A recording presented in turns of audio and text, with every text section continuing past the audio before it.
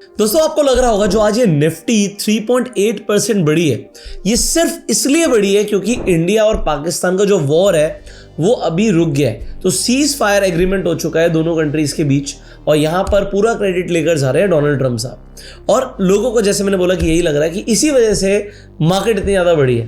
But एक बात बताओ, अगर इंडिया पाकिस्तान का कॉन्फ्लिक्ट रुका है तो यहाँ पर अब मेरी स्क्रीन पर देखिए, जर्मनी का बाजार अपना ऑल टाइम हाई क्यों लगा रहा है आज।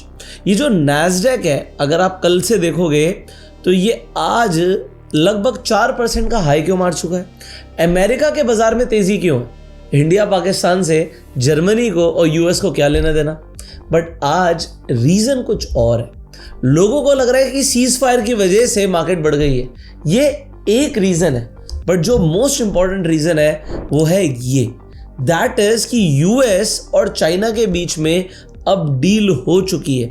जो रेसिप्रोकल टैरिफ्स दोनों कंट्रीज ने अनाउंस करे थे, पहले डोनाल्ड ट्रम्प ने बोला कि भैया चाइना के ऊपर तो जबरदस्त टैरिफ्स हम लगाएंगे, वो हम पे टैरिफ लगाते हैं, तो बहुत बड़ा ट्रेड डेफिसिट है। बट अभी स्विट्जरलैंड के अंदर नेगोशिएशन हो चुकी है। ट्रम्प की एडमिनिस्ट्रेशन ने आज मंडे को कंफर्म कर दिया है कि एग्रीमेंट हो गया है और पॉजिटिवली अब हम जो 100% का टैरिफ लग रहा था, जो रेसिप्रोकल टैरिफ 100% का जा रहा था, उसे 100% से हटा के 10% कर देंगे on both sides for 90 days. और आगे भी पॉजिटिव ही रहेगा सब कुछ।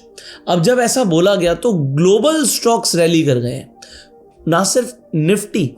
आप यहां पर हैंगसेंग को देख लो, मैं आपको हैंगसेंग का दिखाता हूं जो चाइना का ही मार्केट है, ठीक है। हांगकांग का बाजार देखते हैं, तो अगर आप यहाँ पर देखोगे ये हांगकांग का बाजार है और आज मैं इसका डेली टाइम फ्रेम पर चार्ट दिखाता हूँ आपको। तो ये एक दिन की जो कैंडल आपको दिख रही है, ये लो टू हाई ऑलमोस्ट 3% का है। MAH के टेक, जो वहाँ का टेक इंडेक्स है, ये ऑलमोस्ट 5.8% बढ़ा हुआ है। नैस्डैक की जैसे मैंने बात करी थी तो उसका फ्यूचर्स में आपको अभी दिख रहा है उछाल। मार्केट तो भी यूएस की खुलनी बाकी है, तो मैं मार्केट खुलने से पहले ये वीडियो बना रहा हूँ। और आगे भी जो एक्सपर्ट्स हैं वो ये बोल रहे हैं कि आने वाले टाइम में भी आप तेजी एक्सपेक्ट कर सकते हो, स्टे बुलिश, ऐसा एक्सपर्ट्स बोल रहे हैं। अब पॉइंट यहाँ पर ये आ गया कि हमारे पास दो रीज़न आ गए।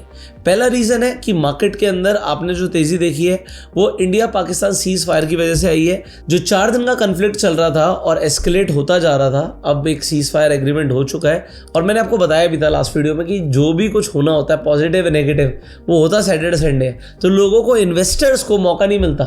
तो आज आपने सीधा मार्केट को गैप अप देखा, आपको क्या मौका मिला, आपको डराया गया। मैंने ये भी बताया था आपको कि आपको डराया जाएगा, डराने के तरीके निकाले जाते हैं। देखो अल्टीमेटली मार्केट्स को हम कंट्रोल नहीं कर रहे, बहुत बड़े लोग बहुत स्मार्ट मनी कंट्रोल कर रहे हैं। तो आपको दिखाया जाता है देख गिर रही है बेच दे। अभी लोग एक तरीके से कि इनसिक्योरिटी में आ गए थे कि भैया न्यूक्लियर अटैक हो गया तो, वहाँ से पाकिस्तान पागल हो गया तो, मिसाइलें गिराई जा रही हैं, हमारे घर पर गिर गई तो। ऑल्दो आपको समझना है कि आपको जो डराया जाता है उसकी वजह से लोग जो है अपनी होल्डिंग्स, अपने शेयर्स, अपने एसेट सस्ते पैसों पे बेच देते हैं और उसके बाद एकदम से मार्केट को बूस्टअप कर दिया जाता है। अब जो मार्केट शूटअप हुई है, यहाँ पर क्या आप इन्वेस्टमेंट करेंगे? आप कहोगे नहीं यार, अभी तो हम 22,000 कुछ का लेवल देख रहे थे, निफ्टी तो 25,000 के लेवल के आसपास जा रही है। ये जो आपने एकदम से गैप देखा, अब आपसे खरीदा नहीं जाएगा महंगे प्राइस पर।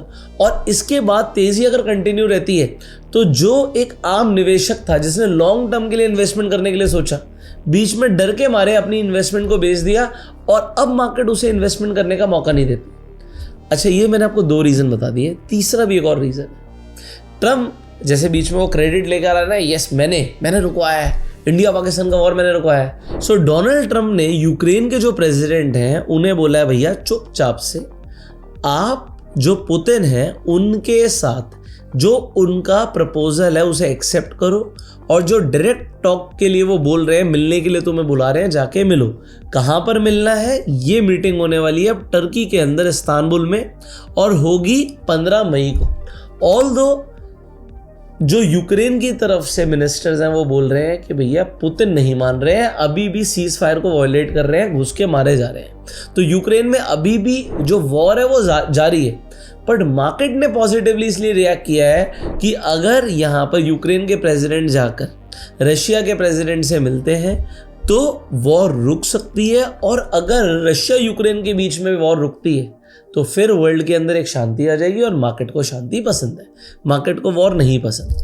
बट ऐसे में ये जो हुआ आप लोगों के साथ, इसमें लर्निंग क्या थी? अगर आपको सिंपल सा मेरा एक कॉन्सेप्ट पता हो, बाइंग ऑन डिप, जब मार्केट गिरे चुपचाप से खरीदो। हमें नहीं पता मार्केट का बॉटम क्या है और हमें नहीं पता मार्केट का टॉप क्या है। Every dip is an opportunity.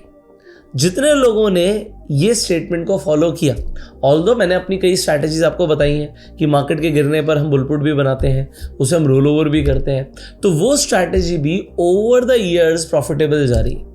अगर आप इसी तरीके से स्टॉक मार्केट को डिटेल में सीखना चाहते हैं तो स्क्रीन पर जो नंबर है, इस नंबर पे जानकारी ले सकते हैं, कंप्लीट आपको ट्रेनिंग मिलेगी। आप स्टेप बाय स्टेप मार्केट से पैसा कमाना सीखेंगे। दूसरी चीज, आप ऐसे इवेंट से डरेंगे नहीं। वॉर हो रहा है, अपॉर्चुनिटी है, क्योंकि वॉर में सब डर रहे हैं। क्योंकि सब डर रहे हैं तो वॉरेन बफे की बात को याद रखिए। देखिए, वॉरेन बफे ने भी रिसेंटली रिटायरमेंट लिया। आप सब जानते हैं वॉरेन बफे एक ऐसे व्यक्ति हैं जहां पे मार्केट में ज्यादातर बिलियनर्स अपनी वेल्थ को लूज कर रहे थे, उनकी वेल्थ बनी। तो उनकी स्टेटमेंट्स, उनके टाइम टेस्टेड प्रिंसिपल्स को आपको भूलना नहीं चाहिए। वो क्लियरली कहते हैं, become greedy when everyone is fearful. So war में सब फेयरफुल थे, रशिया यूक्रेन के वॉर में सब फेयरफुल थे, अभी टेरिफ्स आए सब फेयरफुल थे, but become fearful when everyone is greedy. तो जब फेयरफुल थे तो पैसा लगाने का वक्त था। सो आई होप आपने वॉरेन बफे की स्टेटमेंट से, इनफैक्ट मैंने भी उनकी जो स्टेटमेंट्स फॉलो करी है, उनसे पैसा बना रहा हूँ, तो वही सेम चीज़ें आपको बताने की कोशिश करी।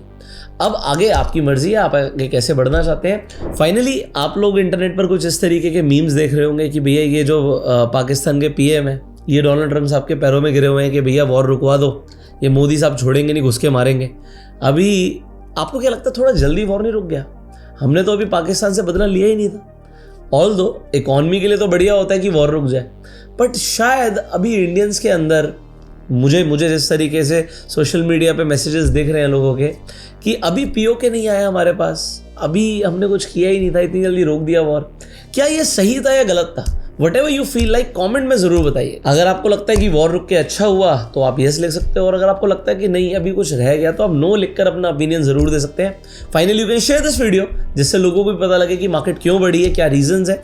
एंड हम आपसे मिलेंगे अगली वीडियो में। You can like this video, subscribe this channel, click on the bell icon. You वो self made and Jai Hind. एक बोनस आपको और दे देता हूँ। चलो, इंडियन मार्केट बढ़ी है, इंडिया के लिए बहुत अच्छा है, वॉर रुक गया। आपको पता पाकिस्तान के लिए कितना अच्छा है? चलो, पाकिस्तान का भी आपको इंडेक्स दिखाई देते हैं। तो यहाँ पर जस्ट अ सेकेंड, इसे रिफ्रेश करते हैं एंड यहाँ पर आपको दिखाते हैं KSE, Karachi stock exchange, KSE 100। ये देखो हवा में सीधा। सो अगर आप इनका वन डे का कैंडल देखोगे तो आपको दिखेगा दिस इज 9% प्लस, 9.45%। मतलब इंडिया से ज़्यादा खुशी पाकिस्तान के अंदर है वॉर रुकने की। बच गए बेचारे।